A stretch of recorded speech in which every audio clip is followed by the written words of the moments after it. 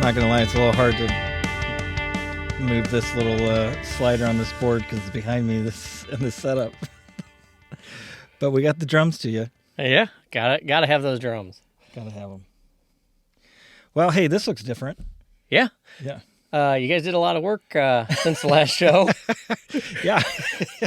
Yeah. So this is not where we normally record. Now we've made a point to talk about how we've recorded in like 7 different rooms in the church there. But this isn't even the same building. This isn't even the same church. Yep. Do you want to tell us where we are? Yeah, we are at South City Church, the Church of the Redeemer, churchoftheredeemer.co. There you go. It is the church I've been at for nearly 8 years now. And we got a nice little studio here in the basement that has done podcasts in the past and recorded music. So That's awesome. Yeah, I'm going to ask Brandon to up our budget. Speaking of which, you're not Brandon I'm not Brandon. and you're not Tommy, but you're not unfamiliar either. So Ethan, do you want to remind everybody who you are? Yeah. So if you have listened to all of these great shows, which I have because I love them. Did you hear that, Warren? He didn't hear that because he wasn't listening. I was on last fall and talked about my personal testimony, and it was really a great time, and I appreciated it, and I really enjoyed I love talking about God. I love talking about what he does, and I appreciate you inviting me to be part of this kind of different part of the podcast that you haven't explored yet. Absolutely. Yeah. So with that, this is different. This is going to be a different episode from what we've done. So again, if you are a regular viewer or listener, you know that there are 2 types of episodes that we do. We do a kind of a topical episode, which is me and Brandon and sometimes guests. And then there is a Bible scripture reading where we go through books of the Bible, verse by verse. And that's just me and Tommy on those. Which we, by the time you're hearing this, we just started the book of Mark. So you should enjoy that for the remainder of the year because that's like 16 chapters, which if you're keeping track, that's 32 weeks. So, but you know what? We decided we wanted to spend that time on the gospel. So that's good. So this is going to be something a little bit different. This is still more of a topical episode, but we're going to do this. And we're going to try to do this maybe 4 times a year at minimum, where Ethan and I are going to read a book and then talk about it on a podcast. Now we're not reading stuff like, J.K. Rowling or Dan Brown, God forbid. Great writer. Oh, yeah. He's a good writer. Yeah. Not even Dean Koontz. We're going to look for theological stuff. We're going to look for apologetic stuff, Christian living stuff, that kind of thing. Hopefully we'll learn how to live our best life yet. Through some of that. Not reading anything that's talking about that, I don't think either. But But you know what though? Here's the thing.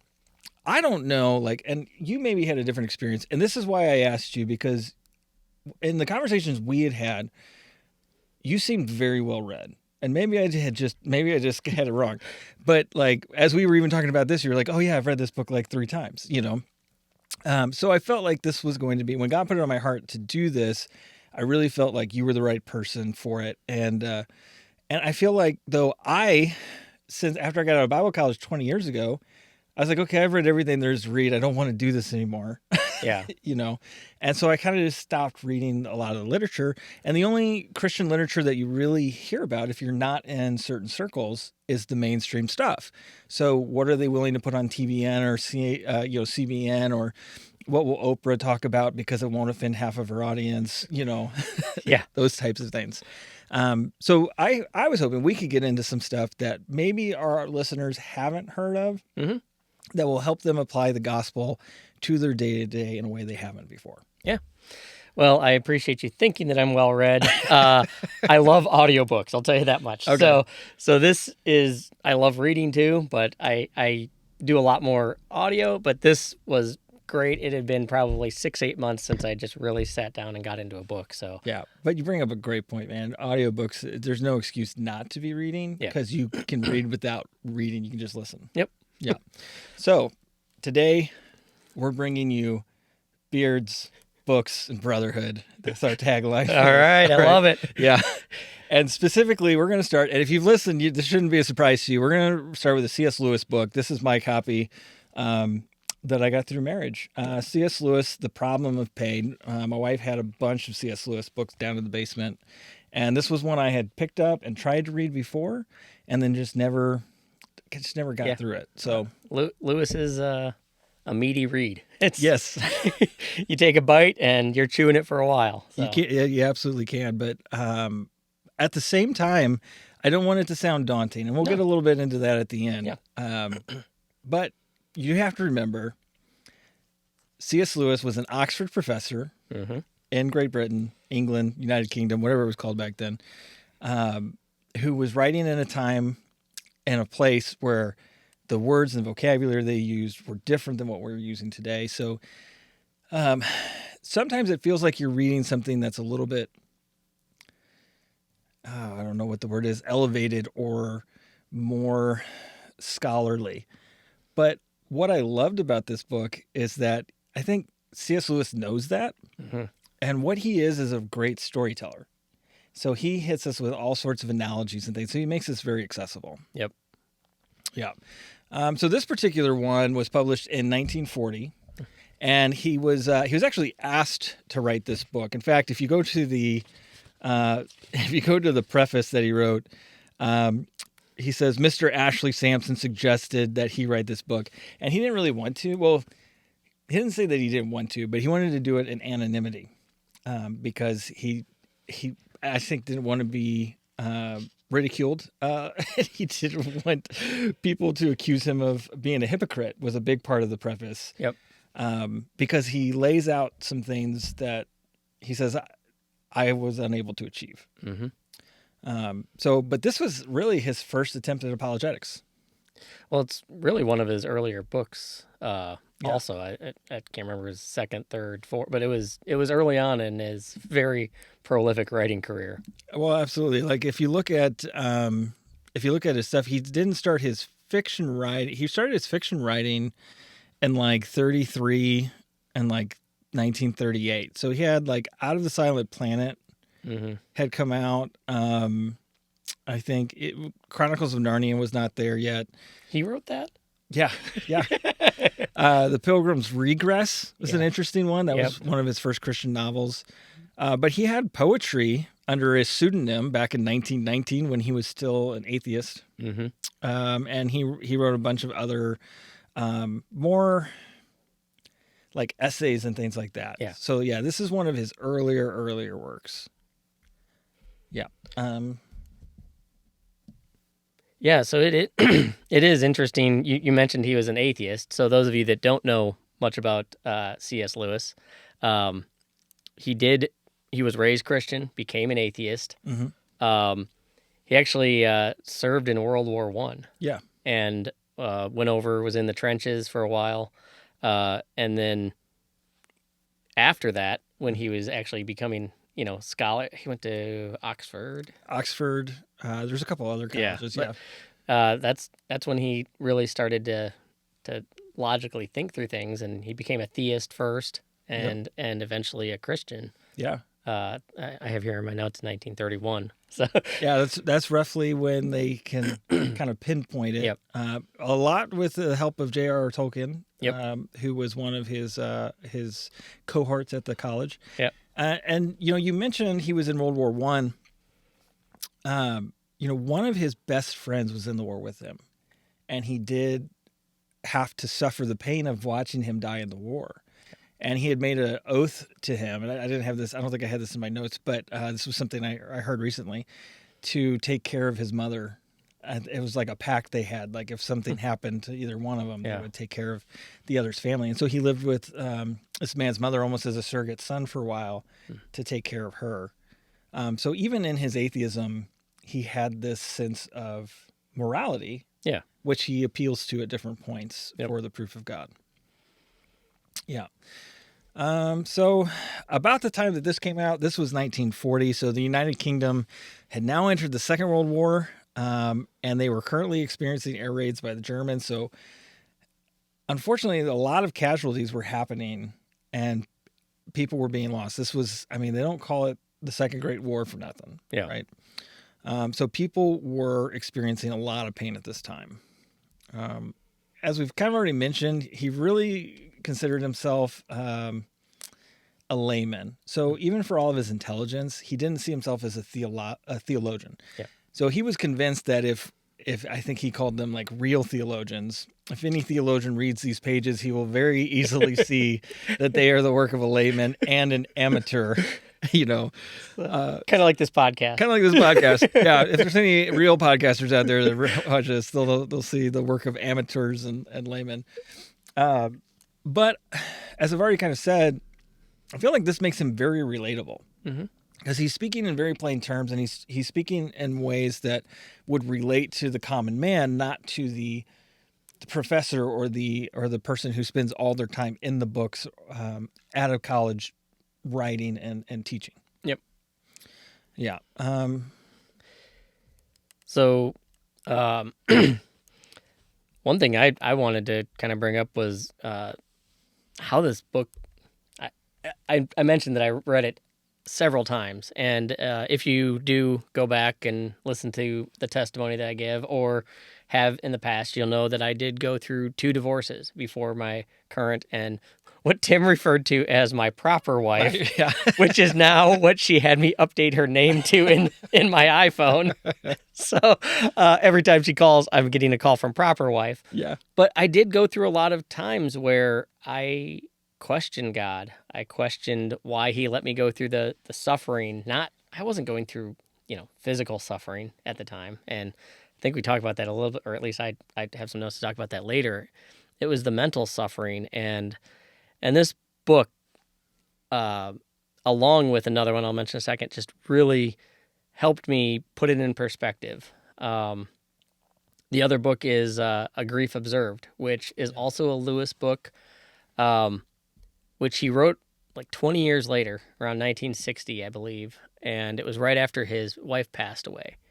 And just the 2 of those, I mean, I didn't actually lose a wife, but it's almost like a death. People have said divorce is like a death. And these books were just like a comfort for me at that time and really helped me just kind of refocus, like how things could be worse. Like, I know that sounds bad. Like, why am I really complaining? Like some of the things he talks about in here, like, why am I even complaining about what I've got going on? And then also the great theological parts of it that we're going to get into here in a little while. Well, I think it's interesting. I know. So, I obviously haven't gone through divorce.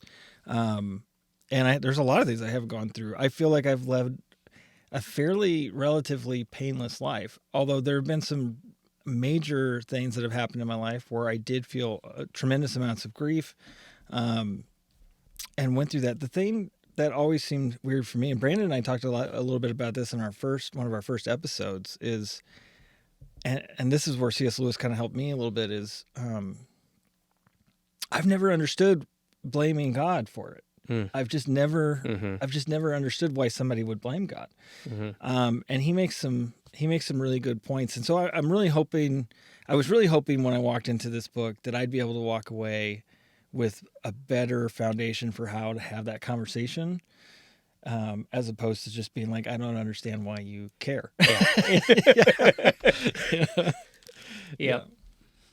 All right. So I think if we were going to sum this up in his own words, the concept of the problem of pain, when we talk about the title, what are we talking about? C.S. Lewis says, if God were good, he would make his creatures perfectly happy, and if he were almighty, he would be able to do what he wished. But the creatures are not happy, therefore God lacks either goodness or power or both.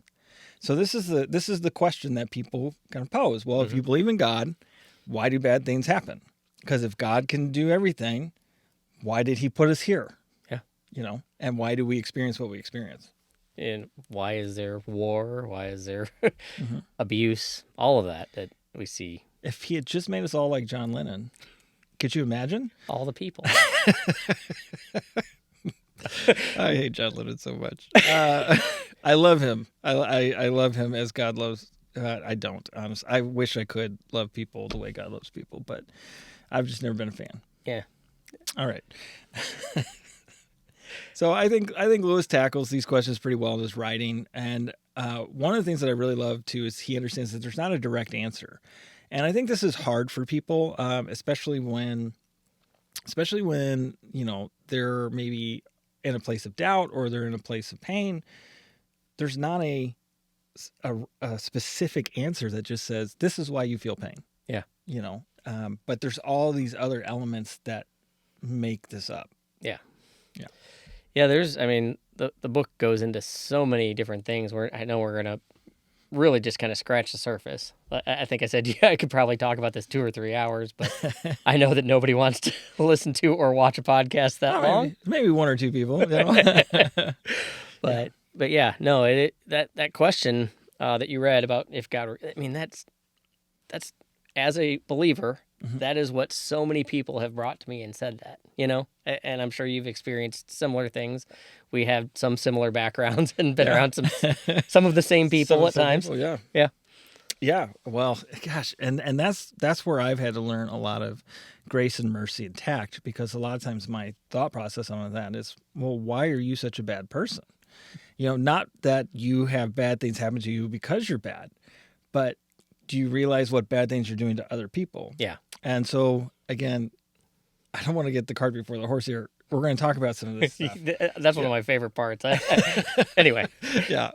So the first big takeaway for me here, though, is how he sets that groundwork, right? So he really starts with kind of diving into morality and the reasonability of believing in the God of the Bible. I have a long quote here, so I'm going to read this real quick as I can. But this is from early on in the book. Lewis says, all the human beings that history has heard of acknowledge some kind of morality. That is, they feel towards certain proposed actions the experience is expressed by the words, I ought or I ought not.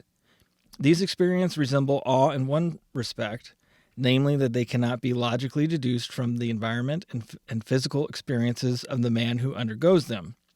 You can shuffle I want and I am forced and I shall be well advised and I dare not, as long as you please without getting out of them the slightest hint of ought and ought not. And once again, attempts to resolve the moral experience into something else always presupposes the very thing they are trying to explain. As when a famous psychoanalyst, wonder who he's talking about, deduces it from prehistoric parricide. If the parricide produced a sense of guilt, that was because men felt that they ought not have committed it. If they did not feel so, it could produce no sense of guilt. Yeah. Okay, so that's a lot. Right? That's a lot. Yep. That is a lot there, but let's break it down as best we can here. So he kind of he's talking about the idea of morality, and there's an episode you can go back and listen to about the moral argument, and kind of the idea here ultimately that he's proposing is that for as long as humanity has existed, we've had a sense of right and wrong, right? It's there. It's kind of built into our DNA. And he's saying, look, regardless of what any famous psychoanalyst might say, this isn't an evolutionary thing. This is a spiritual thing. It's in the center. It's more in the realm of feelings. It's not in the realm of natural science. There is something greater that is imposing a morality upon you. Yep. Right? I'm going to get the quote a little bit wrong or mixed up in my head, but I'm going to kind of paraphrase. There's actually a rapper, Propaganda. Yeah. Okay. Yep. Love his early stuff. I don't know if you followed him lately, but I haven't, no. Let's just say deconstruction. Something's going on. Okay. And just keep him in your prayers. But I learned a lot from him and his music, and actually I met him at Greenville College at a concert and just talking with him. And that's a whole nother thing. That was during kind of the Michael Brown thing, and he really helped me kind of like talk through some things then. But okay, I'm getting way off topic. But he says something along the lines of, if we're just cells, why does it matter? Why does any of it matter? And that's what Lewis is saying here in a much longer quote. But why would we say I should or I ought to do something if there's not something, a greater power. Again, he's not talking about the God of the Bible necessarily yet, but just that there is something there, right? Well, yeah. Yeah. I no, you're right. I think it sets such a catch-22 as well, right? Like, okay, can't if God is evil for what he allows, then like what standard are you using to determine what evil is? Yeah. And if there isn't a predetermined standard, and God does not exist, then pain is not a problem at all. It's simply an endured state with no value attached and no reason to concern yourself with it, right? Mm-hmm. Like, so why would it matter, right? And I think this was something that I don't know if he said it or if I heard. Gosh, I've become such a nerd about this because I've been listening to a podcast all about C.S. Lewis now. But in this conversation, they said that one of the things C.S. Lewis kind of came to this conclusion was, as an atheist, he was like, why does God allow this? And then he's like, but I don't believe in God. Mm-hmm. And then he was like, oh, well then there's really nobody to blame. Yeah. You know, right? And even with God really isn't necessarily to blame either. Mm-hmm. But like the very fact that you are concerned with pain of yourself or the suffering of someone else is an indicator that there is a morality or a justice that goes beyond just who you are. It goes beyond societal norms. It is deeper than that. Yep. The other thing he addresses a lot in the early part of the book, talk about, in that quote that you shared at the beginning, is God either not all powerful or is he not good? Yeah. And I love in the first chapter how he talks about, that God is all powerful, but he also has his self-imposed limits to that power. Yes. In the normal course of life, the laws of nature are not defied. God does not defy the laws of nature. Now, There are miracles, and we know that God can do miracles, but those are... Well, by definition, that's understood as a miracle. Yeah. Yeah. But they're rare. They're not, It's not the norm. Yeah, it's not the norm. I know, and I'm not saying this in like a way to diminish anything, because I do this myself. Sometimes it's like, oh, it's a God thing. And yes, he is working, but that doesn't mean it was a miracle just because he did something in our lives. No, you're right. Those are the things where, the waters parted and the Israelites crossed the Red Sea or things like that. But Sure. he talks about that, there is going to be laws to nature. So there are consequences to things. There's pain if you touch a flame. If you swing a beam at somebody, they're gonna feel it. It's not gonna become grass because he doesn't want pain. Right. So it is really interesting how he kind of even just talks about those like simple day-to-day things that you don't really like you said, he takes this concept that's up here and just brings it to our everyday. Well, this is something that I've been pondering a lot since I finished reading the book. It's like, to your point, like those are things he talked about. Like if you swing the 2x4, like what practically would God have set up, right? Yeah. Because there's only a few options there. The first option would be to remove free will. The second option would be to do something miraculous to prevent the pain. Mm-hmm. And I've been thinking about this a lot, and I've been thinking about, where do we experience pain? First of all, there's the physical pain, right? Mm-hmm. And I think that's something that, like, again, that's kind of laws of nature, right? If you fall out of a window, you're probably going to hurt yourself, right? Yeah. So it requires the miraculous to prevent that. But then you don't if, say, we take away your free will, you can't necessarily climb that tree and then fall out of said tree, right? Mm-hmm. And any child who's climbed a tree knows the joy that's experienced in doing that, right? Mm-hmm. So when we think about then like mental anguish and like a broken heart, how does God prevent you from having a broken heart? Does he prevent you from the ability to love? Mm. Because a lot of times pain is the loss of something good. Yeah. Right? We experience pain when something that was good is removed. Mm-hmm. Right? So how does God prevent that from happening? Does he take away that will? It's like, okay, you know, I would be in pain if my wife left me. Should God then fix her there? Hmm. Does that sound good? It sounds good for me. and this, you know, Yeah. hypothetical, right? But is that good? Yeah.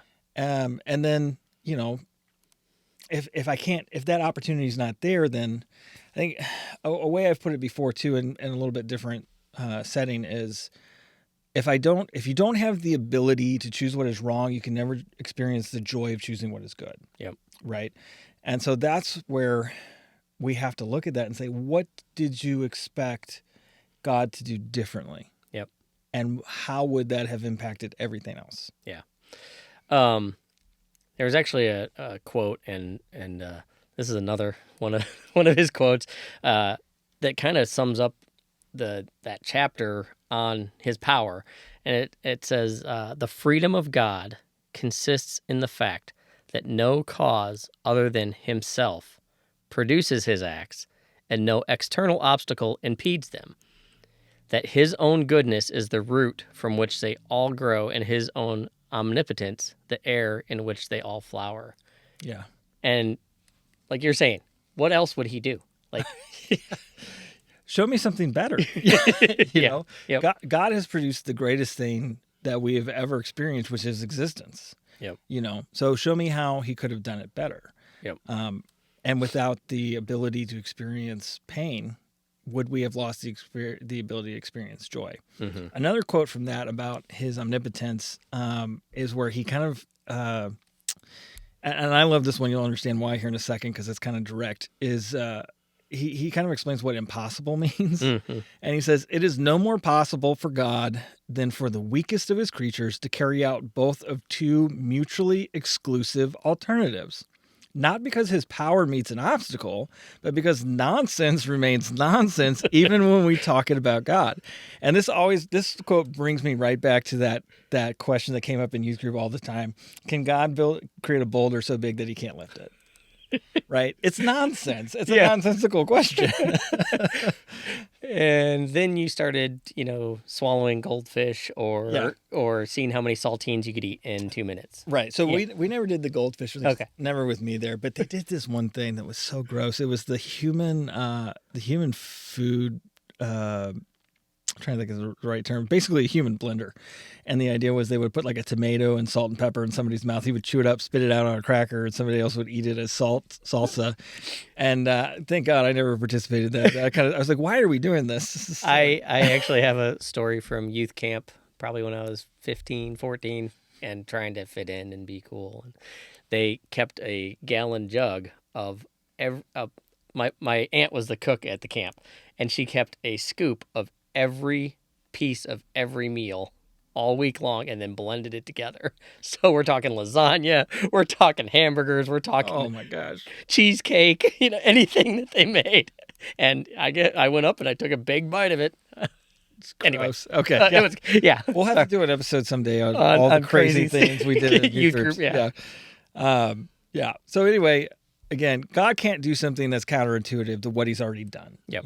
So, so the next thing I think that I would jump into here, unless you've got something you want to jump into, is God's love isn't really what we think it is. Mm-hmm. And He really talks about this in the divine goodness of God. And what He says here, He says, and that brings us to our next subject, the divine goodness. Nothing so far has been said of this, and no answer attempted to the objection that if the universe must, from the outset, admit the possibility of suffering, then absolute goodness would have left the universe uncreated. So again, like, such a great concept here is, Lewis is basically saying it would be absurd to suggest that being created or not being created or non-existence is better than or more good than being created or having existence. Yep. I really don't have much to add to that because the quote kind of sums itself up. I mean, yeah, like how could it be better to not be here? Exactly. We could go down Yeah. the rabbit trail of current arguments in society where people would argue that it's better for some not to be here. Don't want to get off on that entire topic, but I think we agree on it I think very we heartily. agree very strongly on that. Yeah, it's better for whom, Yeah. you know. Yep. And I think that's that's the thing is when you get to the heart of it, it's a selfishness. Yep. To be upset that God created you. Yeah. He mentions, and I think it's a little bit farther down in my notes maybe, but I Revelation 4:11 really kind of sums up some of what you just said, and I might be jumping the gun, but No, you're good. our Lord and God, you are worthy to receive glory and honor and power because you have created all things, and by your will they exist and were created. So again, he created them all. There's a reason he created us. Yes. And questioning his goodness is kind of futile for us as the creator, or creation, I should say. Yeah. He talks about an example in there about the dog and the owner, which Yes. I love because I've always wanted a dog, and I finally got one when we got a house 3 years ago. St. Patrick's Day 3 years ago, and then we got a dog a few months later. So, I've always wanted that bond, that love between a dog and an owner. But we don't have dogs just so we can love them. We have them because they are going to be there to do something for us, to either provide us companionship or train them. My one dog is part German Shepherd, and I always see like a police dog in him, and like he's too scared to do any of that. But we train them, and then we love them. And you see the people that do have canines in the army or police, and they don't just use their dog as a worker, but they actually love those animals. Yes. But those animals have no idea. They have no concept of what it's like to be a human. They don't. And in that same way, we don't have any concept of what God's true, what is really good and why it's good. And yeah, we might think to ourselves, I think you kind of mentioned it, that we put man at the middle or the center. Yeah. And we think about it that way. There was a quote in there, and this quote really stood out to me because when I typed it out, I actually spelled it the English way, which is center, CENTRE. Anyway, but it says the problem of reconciling human suffering with the existence of God, a God who loves, is only insoluble so long as we attach a trivial meaning to the word love. And look on things as if man were the center of them. Man is not the center. God does not exist for the sake of man. Man does not exist for his own sake. And again, he created us for a reason. Yeah. The same way we have animals that we take care of for a reason. We didn't create them, but he created them. Anyway. No, you're absolutely right. I love that. That's such a great quote. And I think he has, I'm going to read another quote here, another passage from this book, because he talks about what we wish it were, which I really appreciated. And he said, what would really satisfy us would be a God who said of anything we happen to like doing, what does it matter so long as they are contented? We want, in fact, not so much a father in heaven as a grandfather in heaven, a senile benevolence who, as they say, like to see young people really enjoying themselves, and whose plan for the universe was simply that it might be truly said at the end of each day, a good time was had by all. Not many people, I admit, would formulate a theology in precisely those terms, but a conception not very different lurks at the back of many minds. And it's, again, this is one of those more blunt conversations about what's really happening in the mindset of those who deny Christ or who deny the concept of God, or that God is goodness, or that God has these plans for us, because he prevents us from doing the things that we want, that we think would bring us joy.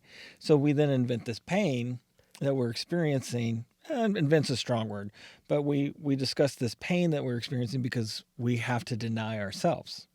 Because what we want is not a father who tells us, don't put your hand on the stove, it's hot. but for a senile grandfather who thinks it's going to be a hoot when we do it.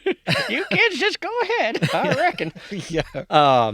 Yeah, no, that's a really great, really great quote. I think, I don't remember if you said it early on in the podcast or when we were discussing that you love a Lewis book, but you just love Lewis quotes over and over again because they just, Yes. you can formulate an entire like theology almost just from those Lewis quotes. I mean, Yeah, you need biblical backing, but right. Yeah, exactly. Yeah. Which, I think he uses, but I told Brandon I was going to start a club, and it would just be guys sitting around with pipes quoting C.S. Lewis. Like, you can't actually read the whole book. You have to just talk about the quotes, but this is such a great, concept about what love is, and which was so poignant in the quote that you shared too, is we see love, we've made love trivial, and we've really dumbed it down. And I think I have this in my notes later, but we've really made it all about kindness.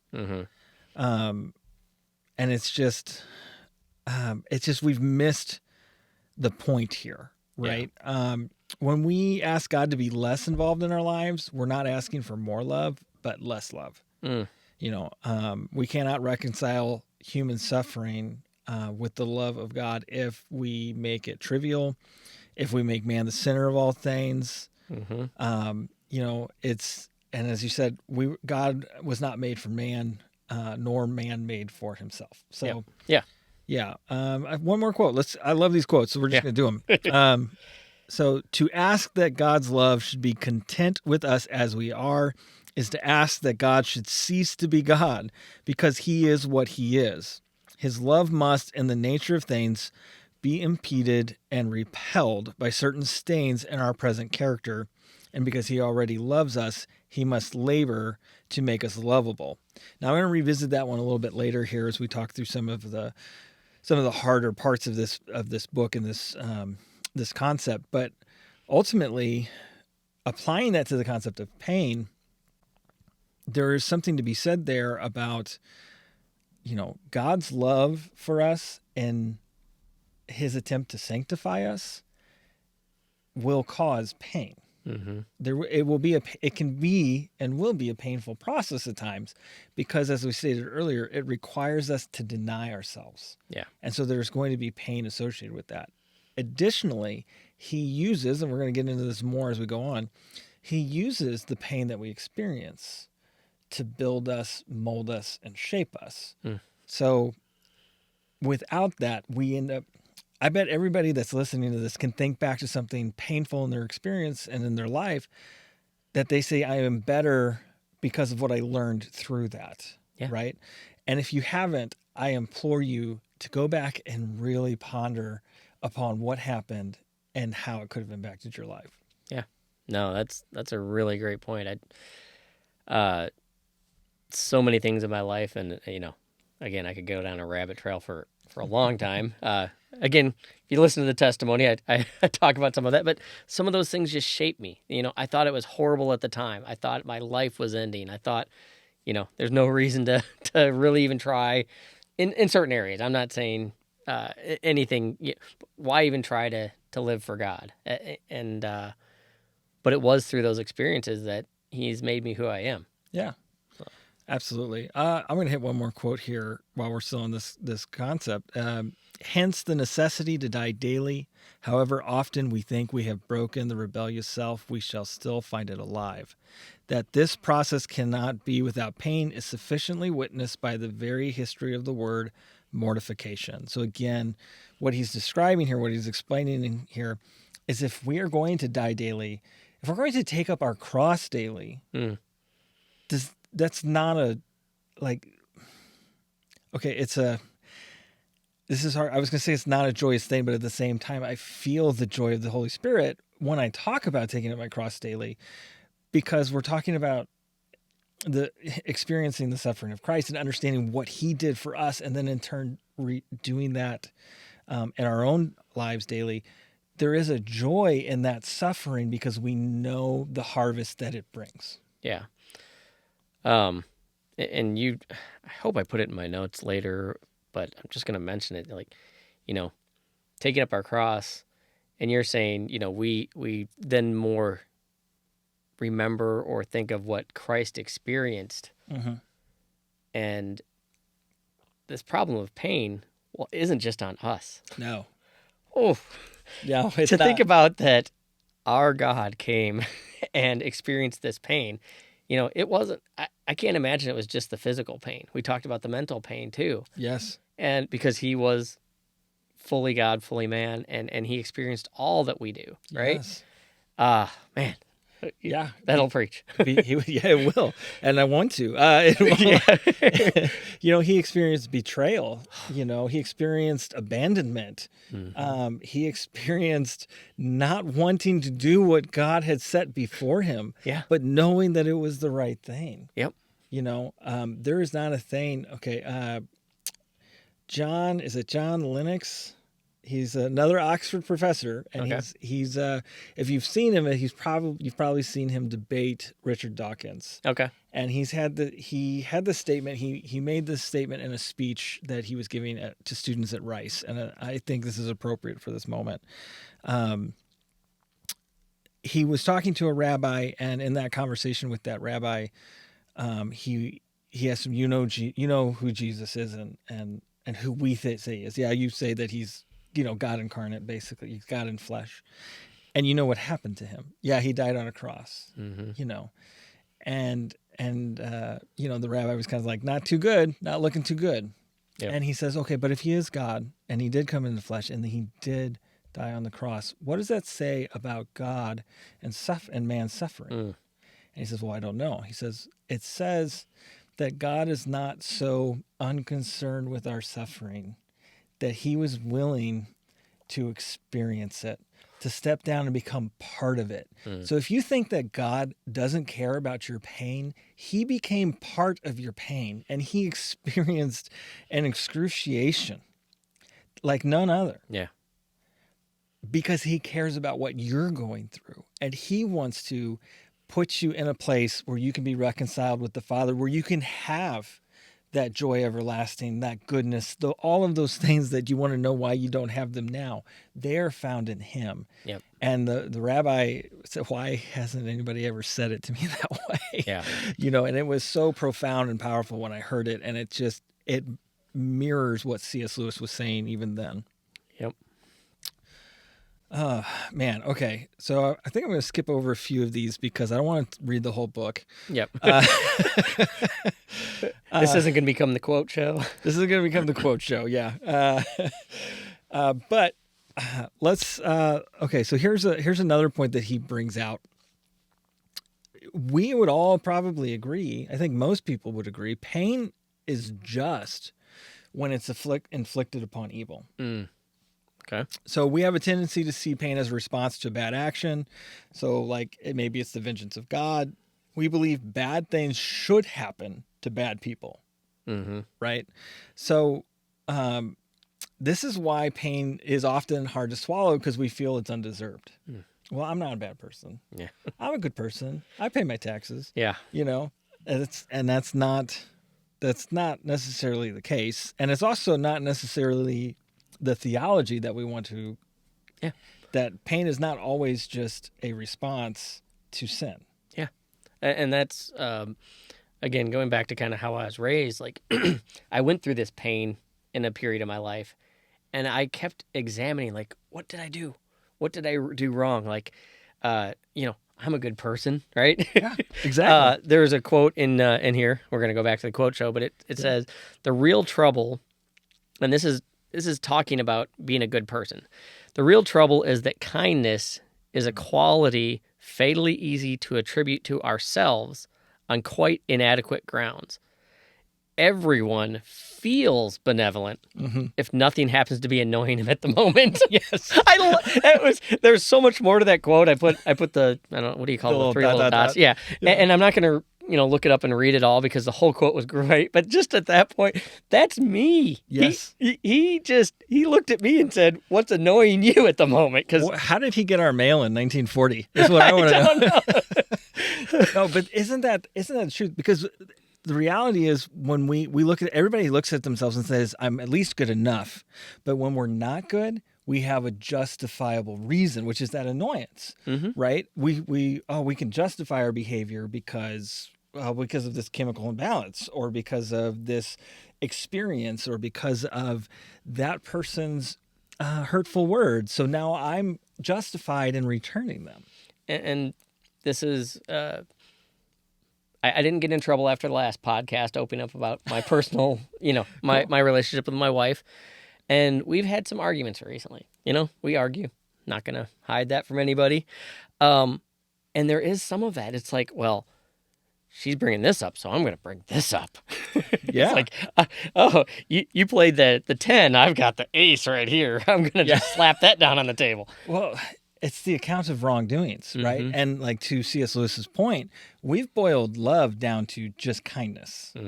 But love also does not hold an account of wrongdoings, right? We have to learn to let those things go. Yep. Otherwise, it expands upon our pain. Yeah. And then we naturally feel we're kinder and better than we are. Yeah. Like, I think it said in there's a quote, I have it in quotation marks, no one is more humble than me. No one can be kinder than me. Like, that's how we think of ourselves. Yeah. Until we completely are, 100% sanctified by God, that's always going to be part of our nature. Yeah. So, yep. I talked about this in our episode on forgiveness, and like, there's this feeling like when something bad happens to say, I didn't deserve that. And I've experienced that in my life. I didn't deserve this to happen to me. But then I think about what Christ did, and I think I didn't deserve that. And if I didn't deserve what Christ did, then what did I deserve? And oftentimes it is that awful thing. Yep. And it's not a scale for scale thing. It's not a weight for weight thing. And see, and this is where, again, everybody knows that Hitler should be in hell. But I'm not Hitler. Yeah. Right? Yep. And the problem is, one stain is one too many. Yep. When we're talking about holiness and the perfection of God. Yeah. And again, people then get kind of up in arms about that. Well, how can a loving God then send me to hell for one sin? It's like, well, it's a great question. Yep. That one sin is why he sent Christ to the cross. Yeah. So that you wouldn't have to.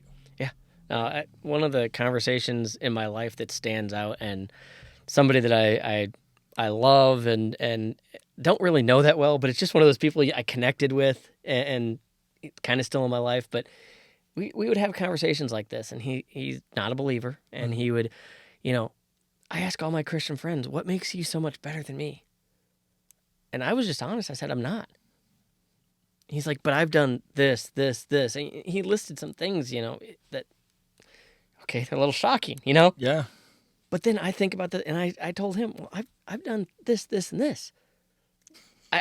I still came up short of God's standard. So I need Christ as much as you. Yeah. It's, I'm a chief among sinners. It's a popular thing for the unbeliever to talk about how we've come up short as well. Mm-hmm. And that's the thing is you're right. Yep. You're absolutely right. Yeah. So, but that's not the point. Yeah. The point is that God stepped in. Yep. Right. Yep. Here's another quote. The demand that God should forgive such a man while he remains what he is based on confusion between condoning and forgiving. To condone an evil is simply to ignore it, to treat it as if it were good. Mm-hmm. But forgiveness needs to be accepted as well as offered to be complete. A man who admits no guilt can accept no forgiveness. Right? And so then that gets us to the crux of the matter is, when we talk about accepting Christ, well, when we start throwing those excuses, what it comes back to is we don't want to admit guilt. Mm-hmm. We think we are good enough. Yeah. It reminds me of that, and you might know the guy's name. He has, social media videos where he's like on college campuses, and, he'll ask somebody like, well, have you ever told a lie? Is that Ray Comfort? Or yes. Yeah. Yep. Because that's a classic Ray Comfort movie. Yeah. Like, and just simple little things that we just brush off as really not, but, and then he brings it back to the point, well, a just God has to have a punishment for breaking that law. Yes. And without a savior, we all deserve that punishment. Yeah. Yep. All right. So that concludes some of the things I have that were like major positive themes. And I think one of the things that was interesting as we were reading through a lot of those, and I'm going to give you a second here to go into any additionals you have, but the thing is how much I didn't relate some of those conversations with pain before. Right? Like, and that was what I was talking about before is he builds a structure here for us to have a better understanding of who God is, what God has done, who we are, as well as what we have done, that we might consider what we deserve, what we don't deserve, and also the nature of the world that we actually live in. Yep. And until you kind of wrap your mind around those things, it can be very hard to understand pain. Yep. And why God allows it. Yep. The only kind of other positive thing, and it was just to mention, it made me think of another book that I read recently, but it's talking about the human wickedness, and you just mentioned it, you know, the world we live in, and it's, you know, you'll hear it. Oh, we're getting older, but you'll hear it. Remember back in the 80s when you could just, you know, you didn't have to worry about this, and oh yeah, and we were just having conversations about this, about like the things that I'm worried about for my kids was never an issue when I was yeah. And the world's just getting worse and worse. And there was a book that a pastor of mine a few years ago suggested reading, and it's based out of the book of Daniel, and it's called Living in Babylon by Larry Osborne. Okay. And the whole premise of the book is, you think it's bad now? Look what Daniel put up with. Yeah. Like, it's not even fathomable that we live in that type of cruel, wicked, even nation or world as there was in Babylon. Things aren't getting worse or better. It's that sin is there. That human wickedness. Yeah. There's nothing new under the sun. Yep. So that was the only other thing that kind of really stood out about that. There was a really long explanation that I don't really want to read right now, but maybe I could put it in the comments of the show or something that I really liked. It was like 2.5 pages long. So oh wow, yeah. I'm not gonna read that, but there was a really long kind of summation on human pain and the difference between like physical and mental, and we've already touched on that a lot. So I'm not gonna read that whole quote. But yeah, no, those are some of the really positive things I brought out of that book. Loved getting into it again. Like you said, the language is a little different to get used to. Yeah. Don't be like that whole, you know, whatever we're being annoyed by. Like that's so like I would like that just resonated with me, and you're gonna really love this book if you delve into it, I believe. Absolutely. And again, I want to encourage people not to be concerned about like the language that he uses and the things, because like I actually quoted C.S. Lewis about this in another episode. It was like, you should read the old authors and consider yourself smart enough to understand them. Okay. You know, and he was a proponent of that. Yep. Now, I think he would prefer that you go further back, but this is a good place as any to start. Yeah. Well, at each chapter, there's a quote from somebody from the early centuries, Thomas Aquinas, in my copy of the book, at least. So yeah, he does that in this book. Yeah. So there are a couple things that gave me pause, and they were just things that I had to kind of think through and work through. And some of it I think is just language and how he says them might give other people pause. So like the first one is, my first question is, are we not lovable? Right. So I read that quote just a few minutes ago about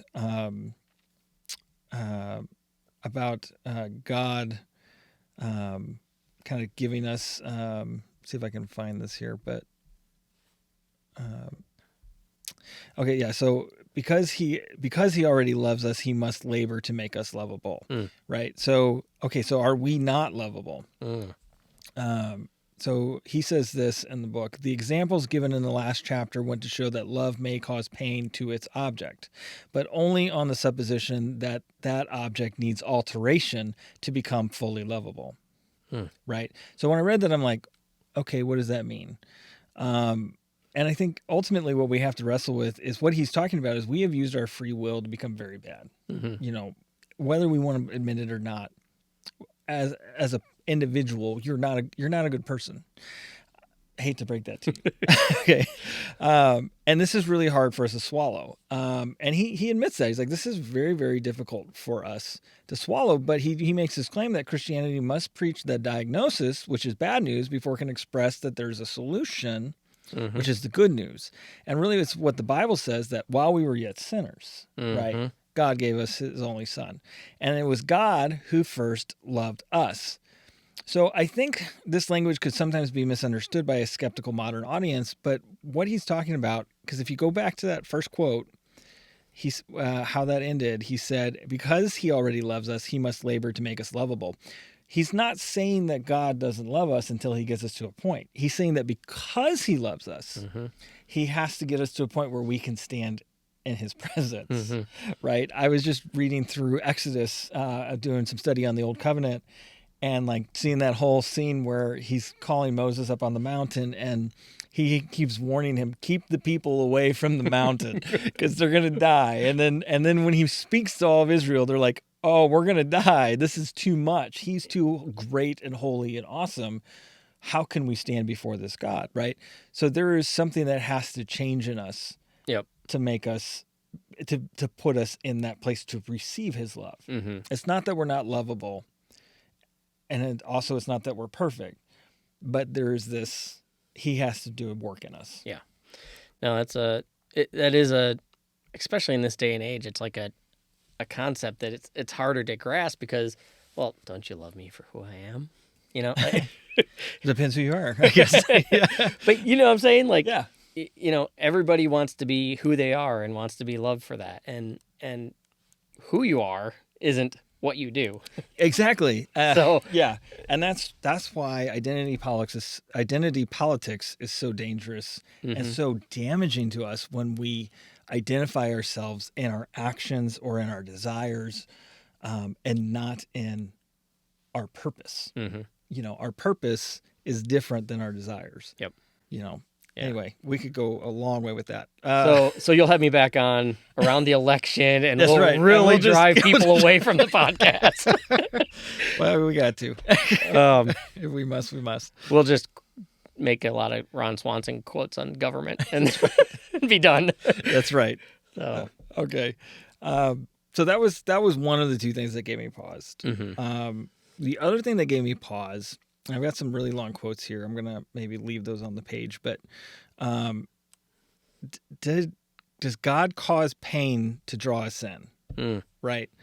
So there's a wrestling with that I have always had, right? Like, okay, so a phrase that I hate is God is in control.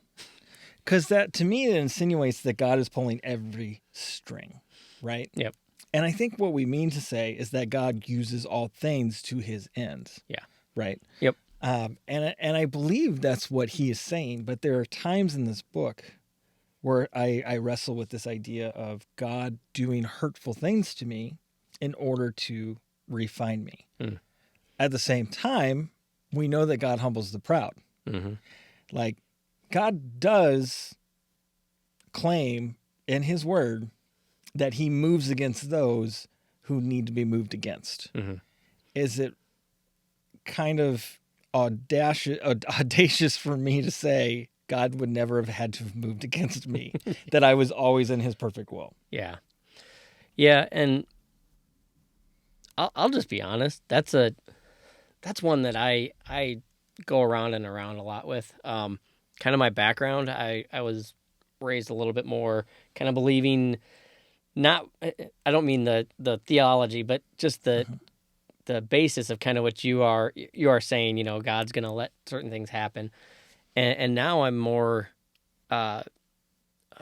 into things where I question even free will and things, and like to have that discussion. I'm just being honest. I'm somewhere on the fence there. My pastors are probably going to see this and be like, oh boy, we better we'll schedule a meeting. But yeah, like how much of it is God is in control and how much of it is he's just letting the consequences happen. Well, that's the thing, is I feel like sometimes that is the opposite spectrum of the whole, why does God allow this? Mhm. As well, he's not allowing it, he's doing it. Yeah. And then it's like, but I think it brings us back to the same question. Well, then why is he doing it? Well, he's doing it to refine us. And I think the answer is not, I think the answer is much more in the middle. I am very much a proponent, and we'll have this discussion at some point, I'm sure, of free will, that without free will, we cannot be saved. That's where I kind of stand, and we're not going to jump into that yet. Not in this episode. Yeah. But there are some truths to some of these things, like the illusion of self-sufficiency must be shattered for our own sake, right? So sometimes it takes bad things to wake us up. Yeah. Sometimes it takes hard things to wake us up. But there was a teacher that I had, or he was a pastor that came in, and when I was in college, and he talked about how when he was a boy, his mother was murdered. And a priest came up to him and said, God needed her more than you did, and kind of gave him this idea that God took his mother to a better place. I don't care that she's in a better place. What about me here now? Yeah. And to me, that seems so uncharacteristic of God. Yeah. Now, I don't want to make the same mistake of other people and say, well, that's not loving, and so I want to be open to who God is. But when I read the scriptures, I find that hard to fit into the narrative of what God has done and who he is and what he's built. Yep. Yeah. Not to take a serious time and get too lighthearted, but when you said you hate the phrase "God is in control," I was thinking the same thing because that stupid song from the 90s. That song. It was a Jackie Velasquez. Who was it? Was it Jackie Velasquez? That's what sticks out in my mind. I felt like it was before that. I feel like it was like Curtis Chapman, maybe. No, because it was definitely a female singer. Put it in the comments. Somebody knows this. All right. I feel like it was like an Amy Grant thing. But yeah, that whole God is in control. That's it. Anyway, yeah. So I do think that he refutes some of this later, and in the book he kind of refutes some of that verbiage when he describes that good descends from God. Evil is produced by rebellious creatures, and he says God exploits that evil for his redemptive purposes. There is a more complex goodness that arises from accepted suffering and repented sin. So again, I think the terms he uses here when he talks about exploiting evil and pain, I think that's really more where we need to be. He turns to good all things for those who love him. Yeah. Right. Yeah, the only areas where I really kind of question Lewis, and I must have put it in my notes and then not saved it or something, but there was a lot of talk about in the animals section, about, the purpose of animals and their pain. Yeah. And I don't know how much you know about Lewis, and it's been a while since I've read about this, but I know he has some theory that pets could even be in heaven. I don't know. I believe. Yeah. He's not the only person I've heard say that. Yeah. And again, there's another podcast we could have some fun with. It really alienate some people or make people love us. One of the two. One of the two. But that made me also think of how he portrays animals, even in his Narnia series. Yeah. And how they're so important. And yes, I know it's fantasy fiction, but I kind of question how much we really need to worry about animal pain. That's just me. Yeah. And I know that sounds horrible, but here's the thing. I had a similar feeling when I got to that chapter, and I was like, why are we talking about this? But I thought that it did two things. I thought that number one, while it maybe wasn't as important as some of the other conversation, it is a question that some people would have, right? Yep. So people care about the well-being of other creatures, and that's the other part of that is when we're talking about the goodness of the Creator, then we must talk about all of his creation. And I think that's what he was really trying to drive home there. Yep. Is that God was not unconcerned with the other creations, right? Yep. Like he talks about if God, what's the scripture about the sparrow? If God's eyes on the sparrow, right? Which Jesus creates a very clear hierarchy of us and animal, right? Yep. Yeah. But he shows that he cares. And then he even talks about the plants. And it's interesting. C.S. Lewis talks about plants Yeah. Yep. and trees and things.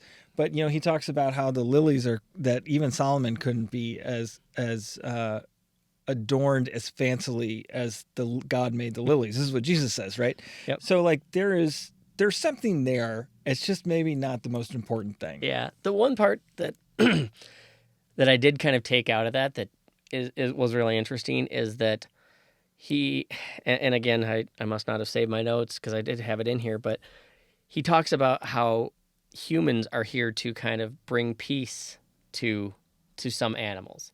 That we are here to kind of reconcile that. And I thought that was an interesting concept. I don't really know how that fits in biblically or anything, but it was just, one of those things where it really made me question, really made me think what he's kind of getting at. Yeah. And then the other part was I don't know how I exactly feel about total depravity, but he really doesn't feel good about it.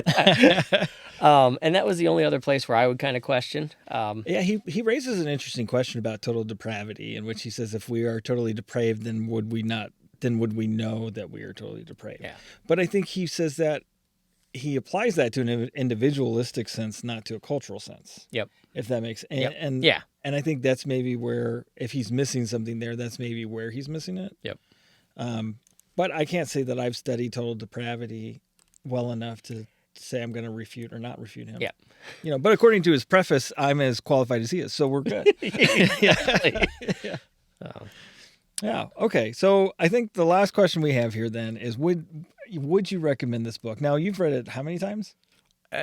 This is at least the third I can remember significantly, like sitting down. There was 2 times in my life where it's just like the first time I read it and it helped me so much, I read it the second time. And then when you brought it up, some things have been happening in my life lately, health-wise and with other things. And I was like, I need that reminder. Mm-hmm. So I think that's probably the third time I've read it. I also have C.S. Lewis quote books, so I've probably read parts of it over and over again. Absolutely. So, but you would definitely recommend this? Yes. I think, especially believers, if you're doubting or having questions, delve into this. Think about some of the great quotes and the great paragraphs in here. Yeah. Like you said, don't be intimidated by it. Mm-hmm. Take your time, ruminate in it. It's not something you have to rush through. Yeah.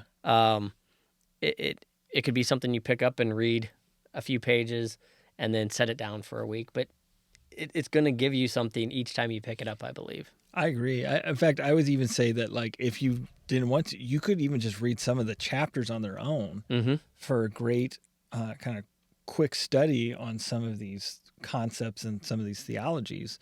And again, he writes this in such a way as to make it relatable. Mm-hmm. And as we pointed out, he did this in the 1940s, but we've also pointed out how much it sounds like everything we do now. Yeah. Right? So there's some really good stuff. I would second what you said, though, and I would maybe even go a little bit further, is I think this is a book for believers. Mm-hmm. This is an apologetics book. Yes. Right? So this isn't something you give a hurting person who's unsaved and say, I know that you're hurting. Yeah. Read this. Yep. I don't think this is that book. No. But I think there are lessons in here that if you get out of this book, you might be better equipped to have a caring, gentle conversation with that person about the experience they're going through. Definitely. All right. Well, I guess kind of wrapping this up, there was one verse that I really wanted to kind of sum all this up that I really loved. I just don't know if should I do the King James so I can say I reckon or for I reckon. I reckon. It's Romans 8:18. Okay. And I think you had it in your notes as well. Did. And again, I'm in the CSB. We covered that earlier. For I consider that the sufferings of this present time are not worth comparing with the glory that is going to be revealed to us. And that is a scripture that gives me so much hope. Yeah. It gives me so much excitement for the future, no matter what pain I'm going to go through. There's a Five Iron Frenzy song. Nope, I take that back. It's Brave Saint Saturn. Five Iron Frenzy spinoff. Right. Reese Roper and I can't remember, it's Dennis. Anyway, and it's about one of their fans that suffered from this horrible disease. Estrella, yes. And this fan passed away. And the line is something like, "There I lay on this dirty bathroom floor, feeling sad." I'm paraphrasing, but then I remembered where you are, that you're not feeling that pain anymore. Yeah. That you're not feeling that suffering, that life isn't a struggle. And no matter what level our pain, our struggle is, we all have things that we have in our lives. Mm-hmm. And that hope, that eventual hope is what I hold on to. And it's just a beautiful thing. And this whole book just reminds me of that. I think that's amazing. And I think that's where we should end this. I have so many other quotes we could read, but that was perfect. And we're not going to read you the book. Go get the book. It's cheap. Mm-hmm. Listen to it on audio. It's short. So check out The Problem of Pain by C.S. Lewis. Thanks, Ethan, for doing this. Yep. Thanks for having me, Tim. And I look forward to Beards, Books, and Brotherhood being something that we get to experience a few times a year. I'm looking forward to that as well.